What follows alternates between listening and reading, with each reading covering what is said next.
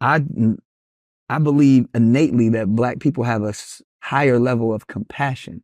They have a higher length, even whether you go Yeah, that's been weaponized against us a lot. That's what I'm saying. So, and even when you come from a mineral rich land, like, you know, Africa, you share. You know, it's these ideas, it's these thoughts. As I study, I'm like, oh, we didn't want to own the land.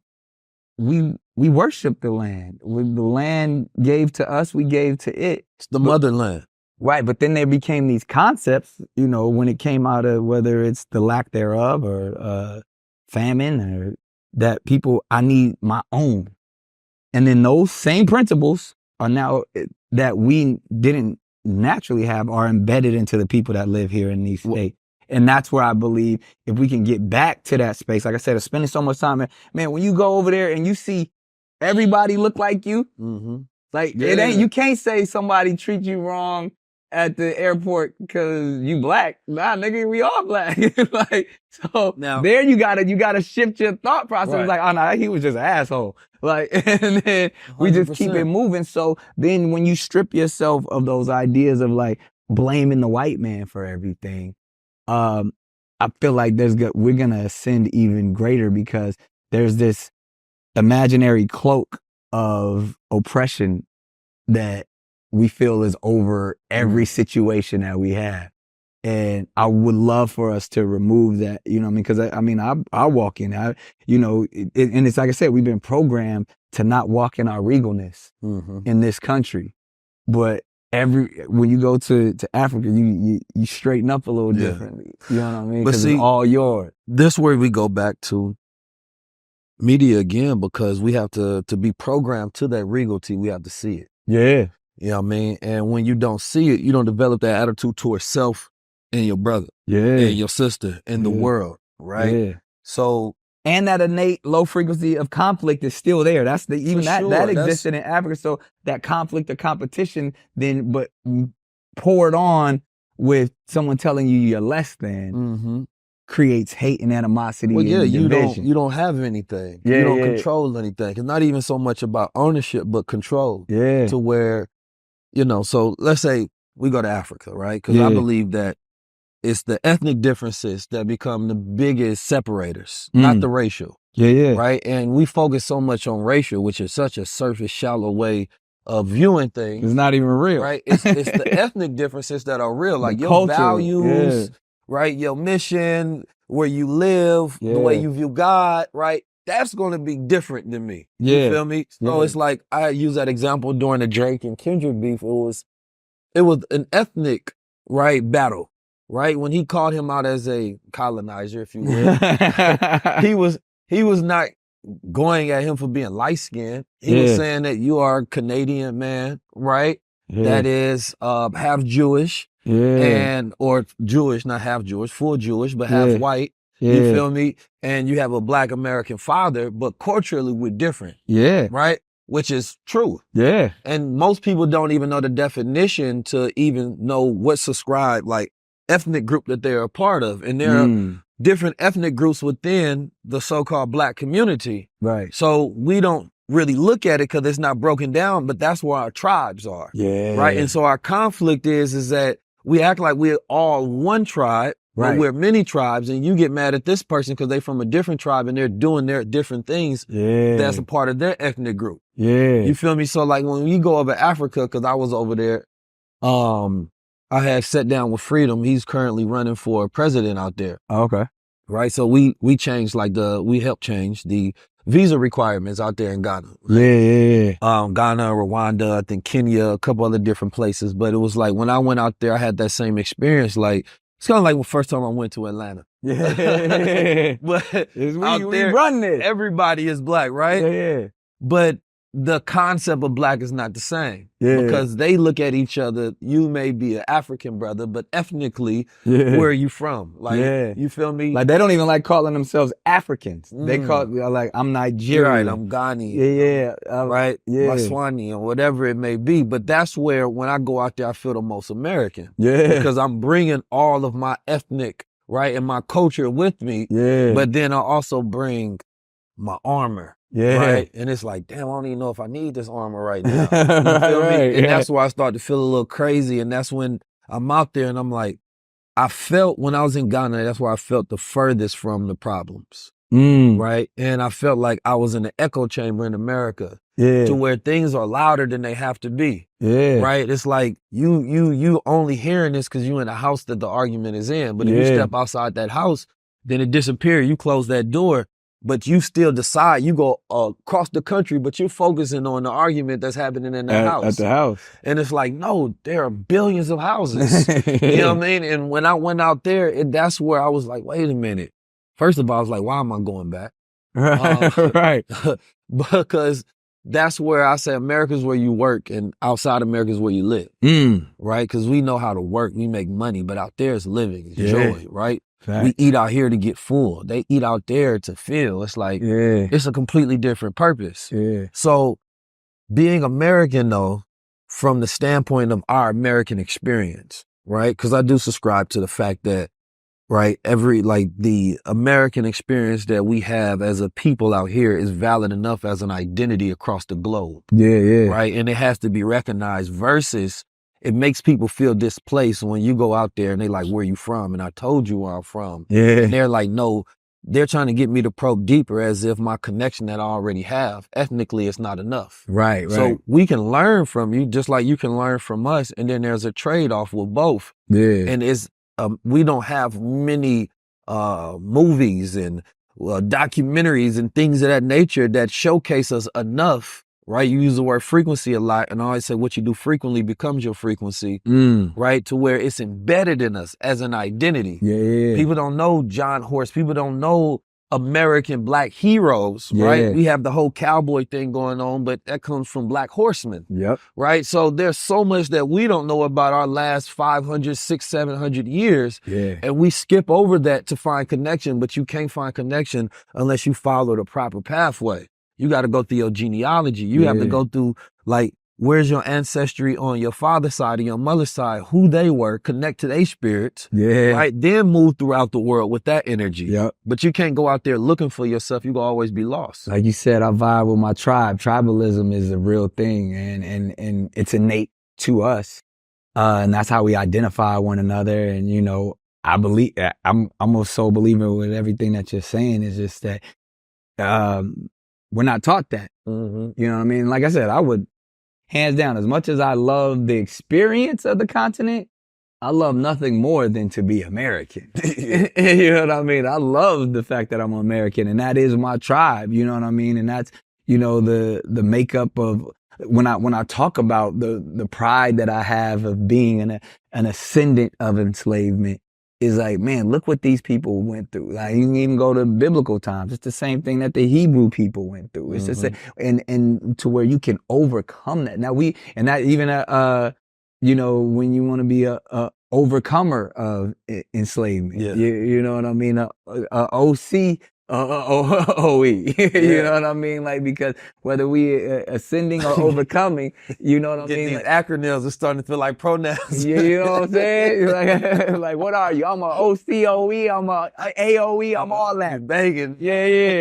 But it just goes back to that root of like, man, look at how low, how just dehumanized our tribe originally was. And look at where we sit today. And it's just the beginning. You know what I mean? When you see all that we're doing, and like not even the billionaires that are in front of us, like think about those billionaires' children that are now in these Ivy League schools, that are now being educated in a way with the understanding that removing the programming that we had from the public school system, removing the programming with us, you know, Black people are health conscious now, you know what I mean? And showing how to make healthy food taste delicious, because before all we had was the scraps and we made that taste delicious. So it's easy to now that we have our own farms, we have our own, cultivation of whatever we want to ingest. You know what I mean? Like we really about to start building these kingdoms again. Do you believe that the mindset of those who have ascended poverty into, a 1% class, do you think, because when you look at histories, right, it's going to be based on these bloodlines. Yep. Right? It always has been. And the information that's in that bloodline, right? Yep. The power that's in that bloodline, you got the royals out there. Yeah. You feel me? And they really believed that, right, the power was in that bloodline, and they didn't want to mix that bloodline because they believed that it was going to take out whatever power that they was inheriting. Right. So I really think about the intentionality, because a lot of things that there's no greatness by accident, right? There's no power by accident. There's no control, right? A civilization is literally an order of structure, right? Of rules that have a continuation, right? And so when we think about it in America, there has to be a high level of intentionality, right? That the families, if the rest of Black America to look at to say, okay, we see the value and the purpose of this. You have to know that there's a mindset behind that there's an intentionality to build out generations to come, right, that have the right morals, that have the right values, that have the right guidance inside of them, so that, you can say, okay, I see that those who will inherit the wealth of the future will also inherit the values to commit to a vision for a better future. Yeah. Because you don't want them to, you have the money, but you are just like, the rest of the families that just decide to say, well, we're part of this 1%. This is my tribe. Man, that's some harsh truths to that. Because at the end of the day, going back to just the laws of the universe, I mean, it's the survival of the fittest in that sense, in which that's another reason why I just praise, our people here, is because we've shown that we can survive, and thrive. And thrive is the is the optimal. To survive is like, we got to now get way so past survival to the point where we shouldn't even use it no more. Because the primary thing we have to be focused on, and this is where we kind of lack, right?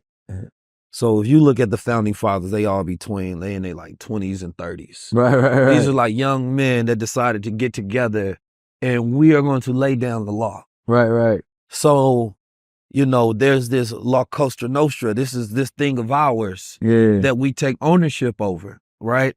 To where you're in position, I'm in position. There's different people in position that you know every. Right. But we think about, and this is where this word intentionality keep coming in, because there are builders in the world, right? World builders who have power, who have wealth, who have knowledge. The problem with all of us now is not that we don't have it. We're just not connecting and communicating. Right.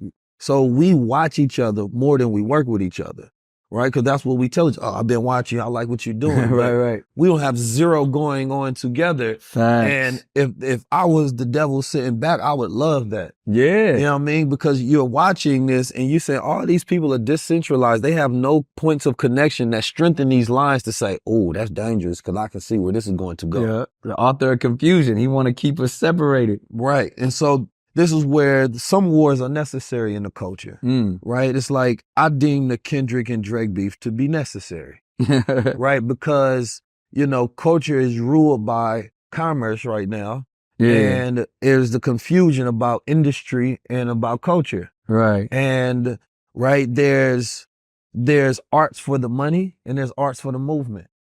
That's interesting, man. Again, if I zoom out on that, because I see the cultural aspect of it, but I feel like a lot of it is fabricated on both sides, because ultimately it is a distraction. You know what I mean? When we know the mission. Yeah. You know what I mean? Like, that's entertainment, and that's good. And my thing is like the fact that we gave it so much of our energy. Well, that's social media. But we gave it so much of our time, and I love it. I love like I said, I love seeing two gladiators go at it, and we were able to cheer and ride for the one we love.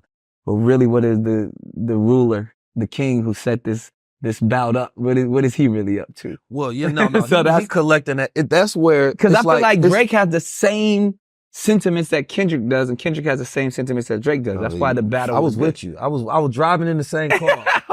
You made a different turn than I did. No, let me tell you why. But then it's the crazy thing, my brother Ye actually said this, but nobody really paid attention.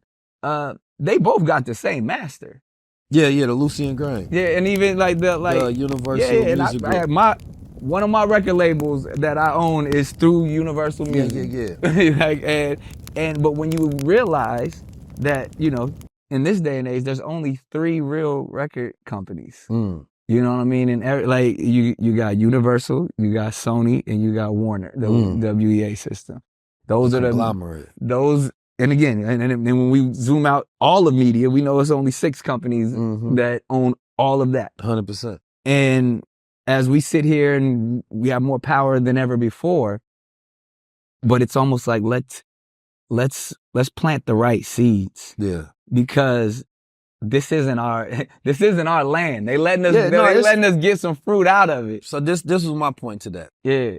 Yeah, 100%. It's all entertainment. It's all distraction. But it is for culture. What we do is we take those narratives and we say, wait a minute, there is an important conversation being had. Facts. You feel me? And then that's where... But we over-intellectualize it into a state of where it just becomes pontificated. Yeah, but that's where you take real power and be like, all right, well, so they built out a system. And it's not a system that is impossible to duplicate and replicate now that we have so much technology and access, right? Because they're only powerful because we give them, right, the permission to have power over us, right?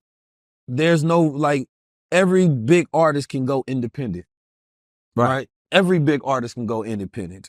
There's a love. I don't know how much money they can make doing it. You could probably make more, because once you disrupt that system, I'm saying it zoom all the way out. Yeah. Not immediately, right? But once you disrupt that system and you create, not even just creating your own, we are in a time where you can go direct to consumer. Right. Right? To where you can't tell me if Drake went direct to consumer, he can't sell, right, and go platinum.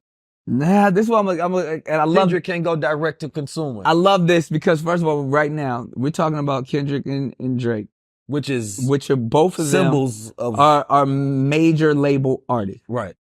And they're doing it at a high level. Yeah. So I'll use this example. No matter how well, we'll go race car driving. No matter how well, you might find a on the block that could swerve and do everything he need to do and drive 200 miles an hour with no hand. Yeah. But if he's not in Formula 1 or NASCAR, he's not getting to the real bag. Now he can go or you can be a NASCAR driver. Yeah. And say, you know what? I made 20 million. I got all this now. Now I'm gonna go take my NASCAR. I'm gonna go downtown and I'm gonna just drive. A few motherfuckers gonna show up, but you don't have that complex that the fans come to. So that's what the major labels will never let go of. They have this infrastructure, this game that they run, that they let drivers like Drake and Kendrick get in there and do this. And fans show up because they know it's going to be hot dogs there. The seats going to be comfortable. I can cheer. The masses will be there. Now, if I would say, I'm going to stop driving for, Formula 1 or NASCAR, and I'm going to go start my own race company, and I'm going to take a couple of drivers with me, that sounds good. And you might see some moderate success because you and your crew went on to start your own little car company, but it will never be the infrastructure that NASCAR and Formula 1 are.